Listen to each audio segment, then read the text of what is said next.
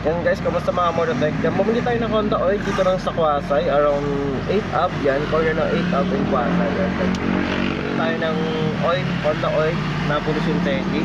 Ang bili natin is 380, mahal na talaga ang oil ng Honda. Yan guys, bumili tayo.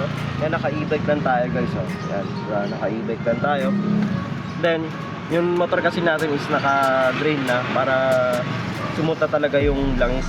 Ganyan natin. Yan, bumili tayo. Pero syempre, hinawakan ko muna yung oil. Sir, check ko muna yung item. Yan.